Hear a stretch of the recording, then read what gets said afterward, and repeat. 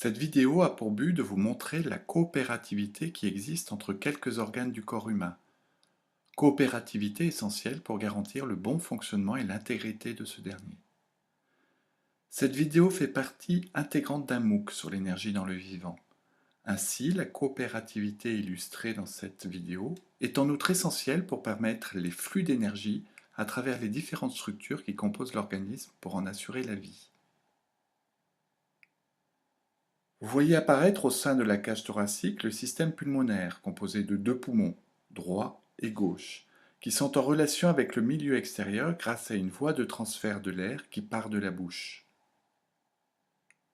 Ainsi, de l'air provenant du milieu extérieur peut pénétrer dans les poumons lors de l'inspiration,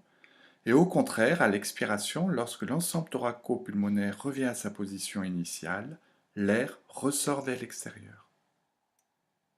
Entre-temps, au niveau de minuscules structures élémentaires qui composent le tissu pulmonaire et que l'on appelle alvéoles, des échanges gazeux peuvent s'opérer avec le sang circulant dans de petits capillaires au contact des sacs alvéolaires.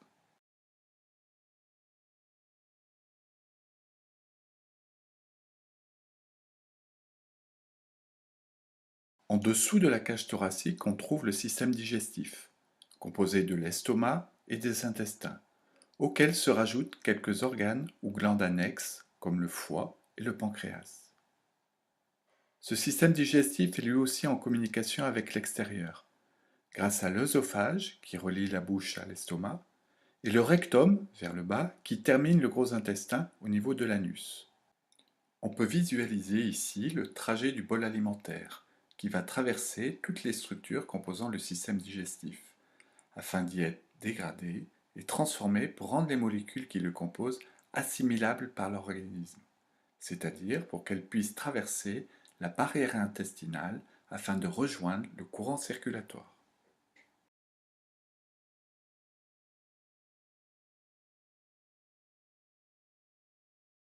Le système circulatoire apparaît maintenant,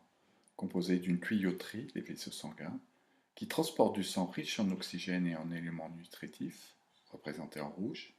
et du sang appauvri en oxygène mais enrichi en déchets métaboliques, après passage par les différents organes, représentés ici en bleu.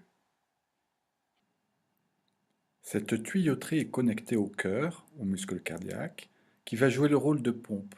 afin d'imposer une dynamique de circulation au sang contenue à l'intérieur de ce système clos que l'on appelle système cardiovasculaire. La pompe cardiaque, en se contractant, permet au sang de parcourir l'ensemble du système vasculaire qui irrigue la quasi-totalité des structures composant l'organisme, pour y apporter des éléments nécessaires à la vie des cellules et drainer des déchets pour les amener vers les organes qui seront chargés de les éliminer. On voit ici que lors du passage du sang au niveau du système digestif, le sang récupère une quantité importante de petites molécules issues de l'alimentation afin de les distribuer à l'ensemble des organes grâce à la circulation sanguine. De la même manière, le sang se chargera, après passage par les différents organes, de récupérer les déchets et de les transporter vers le système urinaire, véritable station d'épuration qui permettra de rejeter vers l'extérieur un ensemble d'éléments dont l'organisme doit se débarrasser. Pour cela, le sang est filtré au niveau de structures élémentaires qui composent le rein et que l'on appelle des néphrons,